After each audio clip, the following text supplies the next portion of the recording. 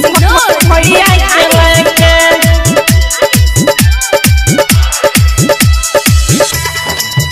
भैया के लेके हमारा भैया से बियाह फसल का कहीं यारा बारे बिगड़ल बानसल हमारा भैया से बियाह फसल का कहीं यारा बारे बिगड़ल बानसल हमारा भैया से बियाह फसल का कहीं यारा बारे बिगड़ल बानसल मेहरे ना हम के चिन्हे लागत के बात कही के से मेहरा भागल भैया के लेके दिल्ली बनारस गइनी देखे मेहरा भागल भैया के लेके हमारा भैया से बियाह फसल का कहीं यारा बारे मेहरी बनसल मेहरे ना हम के चिन्हे लागत के बात कही के से मेहरा भागल भैया के लेके दिल्ली बनारस गइनी देखे मेहरा भागल भैया के लेके RVN रिकॉर्डिंग स्टूडियो सिमरैया चौक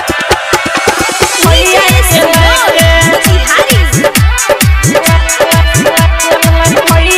लेके मेहरा भागल भैया के लेके का जाने कौन जादू चलैलस कहाँ के जोड़ी बूटी भैया के पियावलस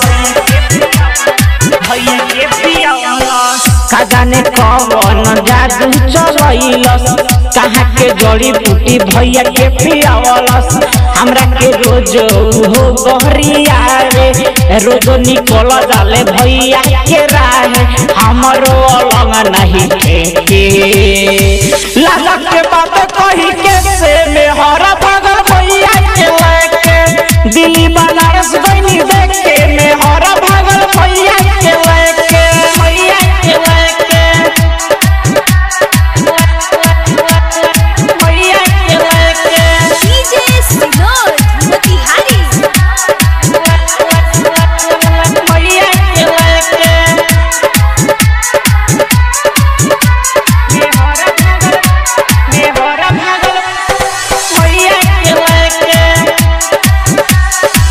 गौने के बेरी से मोर मनवा उदासबा हमर में हरा बनल भैया के खासबा गौने के बेरी से मोर मनवा उदासबा हमर में हरा बनल भैया के खासबा सोचनी में हर से पूरी मोरा साराधा मोरा जवनिया के उड़ल बागाराधा दूसरे के से दादा के से लागत के बात कही के मेहरा भागल भैया के लेके दिल्ली बनारस गइनी देखे मेहरा भागल भैया के लेके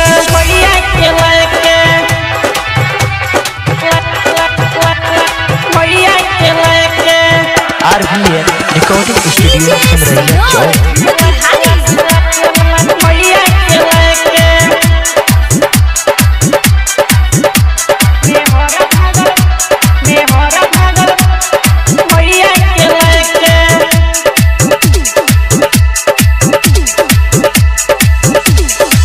शिवम दीवाना भइल देख बुरा हाल हो